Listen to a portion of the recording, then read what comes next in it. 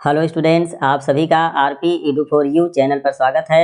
इस वीडियो में हम लोग यूपी बोर्ड कक्षा 12 रसायन विज्ञान की प्रैक्टिकल फाइल में विषय वस्तु आधारित प्रयोग से संबंधित एक प्रयोग को लिखना सीखेंगे।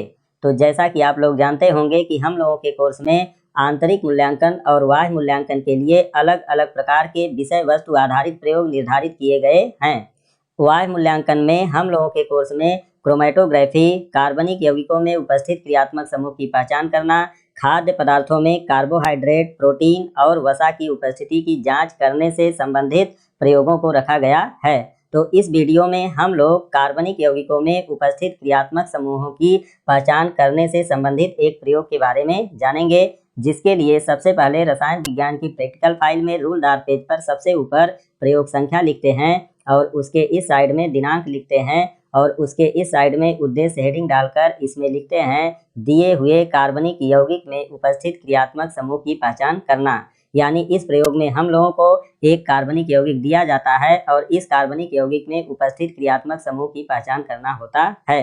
तो इसके लिए हम लोग हेडिंग डालते हैं कार्बनिक यौगिक में उपस्थित क्रियात्मक समूह का परीक्षण और उसके नीचे इस तरह से एक टेबल बनाते हैं और टेबल में यहाँ पर क्रम संख्या लिखते हैं, यहाँ पर प्रयोग लिखते हैं, यहाँ पर प्रेक्षण लिखते हैं और यहाँ पर निष्कर्ष लिखते हैं। अब क्रम संख्या वाले कॉलम में 1 नंबर डालकर प्रयोग वाले कॉलम में हेडिंग डालते हैं असंतृप्तता परीक्षण और इसमें लिखते हैं एक परख नली में 3 से 4 मिलीलीटर कार्बनिक यौगिक लेकर इसमें 4 से 5 बूंद 1% पोटेशियम परमैंगनेट का क्षारीय विलयन मिलाया।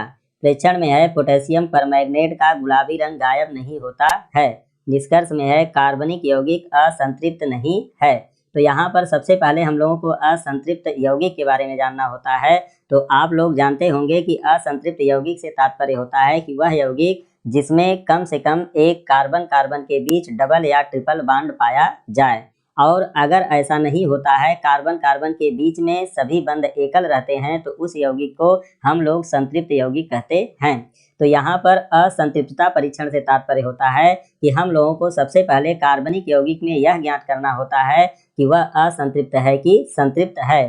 तो असंतृप्तता के परीक्षण के लिए हम लोग एक परख नली में 3 से 4 मिलीलीटर कार्बनिक यौगिक को लेते हैं और लेकर उसमें 4 से 5 बूंद 1% पोटेशियम परमैंगनेट के क्षारीय विलयन को मिलाते हैं। तो मिलाने पर यह जो पोटेशियम परमैंगनेट का गुलाबी रंग होता है, अगर यह गायब हो जाए तो इससे सिद्ध होता है कि जो दिया हुआ कार्बनिक यौगिक है वह असंतृप्त है। लेकिन यहाँ पर चूंकि गायब नहीं होता है, इससे यह सिद्ध होता है कि जो यौगिक है वह संतृप्त है, उसमें कार्बन कार्बन के बीच में कोई डबल या ट्रिपल बॉन्ड नहीं उपस्थित है। आगे हम लोग क्रम संख्या में दूसरा नंबर डालते हैं और प्रयोग वाले कॉलम में हेडिंग डालते हैं लिटमस से क्रिया और इसमें लिखते हैं कार्बनिक यौगिक की कुछ बूंदें लाल तथा नीले लिटमस पत्र पर डाला। प्रेक्षण में है कार्बनिक यौगिक लाल लिटमस पत्र को नीला कर देता है। निष्कर्ष में है एमिनो NH2 समूह उपस्थित। तो लिटमस से जो क्रिया होती है, तो आप लोग जानते होंगे कि जो लिटमस होता है, अगर हम लोग लाल लिटमस पत्र पर कार्बनिक यौगिक को डालें और डालने पर वह उस लाल लिटमस पत्र को नीला कर दे, तो इसका मतलब जो दिया हुआ यौगिक है वो क्षारीय है। अगर इसके विपरीत क्रिया हो रही है, यानी अगर नीले लिटमस पत्र पर कार्बनिक यौगिक को डाला जाए और वह उस नीले लिटमस पत्र को लाल कर दे, तो इससे यह सिद्ध होता है कि जो दिया हुआ कार्बनिक यौगिक है वह अम्लीय है। तो इस प्रकार से इसमें लिखा गया है कार्बनिक यौगिक की कुछ बूंदें लाल तथा नीले लिटमस पत्र पर डाला तो कार्बनिक यौगिक लाल लिटमस पत्र को नीला कर देता है। तो जिससे सिद्ध होता है कि जो दिया हुआ कार्बनिक यौगिक है वो क्षारीय है।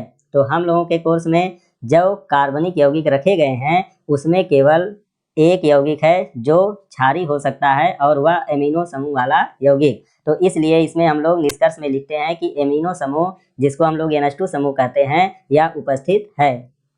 आगे इसमें क्रम संख्या में तीसरा नंबर डालते हैं और एमिनो समूह के लिए हम लोग एजो रंजक परीक्षण करते हैं। एजो रंजक परीक्षण इसको इसलिए कहते हैं क्योंकि यहाँ पर एजो एक रंजक बनता है और उसी के नाम के आधार पर इसको एजो रंजक परीक्षण कहा जाता है। और इस परीक्षण में हम लोग एक परख नली में कार्बनिक यौगिक का एल्कोहलिक विलयन लेकर इसमें 2 से 3 बूंद सांद्र HCl मिलाकर ठंडा करके इसमें सांद्र सोडियम नाइट्राइड का विलयन मिलाकर ठंडा करके पुनः इसमें बीटा नैप्थाल का सोडियम हाइड्रोक्साइड में बना विलयन मिलाया। प्रेक्षण में है नारंगी लाल रंग का रंजक बनता है। और निष्कर्ष में है एमिनो यानी NH2 समूह निश्चित। तो यह जो एजोरंजक परीक्षण होता है, इसके लिए हम लोग एक परख नली में कार्बनिक यौगिक का अल्कोहलिक विलयन लेते हैं और इसमें 2 से 3 बूंद सांद्र HCl को मिलाते हैं। तो जब सांद्र HCl को इसमें मिलाया जाता है तो विलयन अत्यधिक गर्म हो जाता है और इसके कारण इसको पहले ठंडा करना जरूरी होता है। और ठंडा करने के बाद जब पुनः इसमें सांद्र सोडियम नाइट्राइड का विलयन मिलाया जाता है तो यह विलयन पुनः बहुत अधिक गर्म हो जाता है, जिसके कारण इसको हम लोगों को ठंडा करना होता है। और करके इसमें जब पुनः बीटा नेप्थाल का सोडियम हाइड्रोक्साइड में बना हुआ विलयन मिलाते हैं तो नारंगी लाल रंग का रंजक प्राप्त हो जाता है, जिससे यह सिद्ध होता है कि कार्बनिक यौगिक में एमिनो समूह उपस्थित है। तो इस प्रकार से इसकी निश्चितता स्पष्ट हो जाती है और इसी आधार पे हम लोग परिणाम लिखते हैं। दिए गए कार्बनिक यौगिक में अमीनो यानी NH2 क्रियात्मक समूह की पहचान किया। तो इस तरह से यह प्रयोग पूरा हो जाता है। तो इस तरह से आप लोगों ने वाह्य मूल्यांकन से संबंधित एक विषय वस्तु आधारित प्रयोग के बारे में जाना। वीडियो देखने के लिए बहुत बहुत धन्यवाद।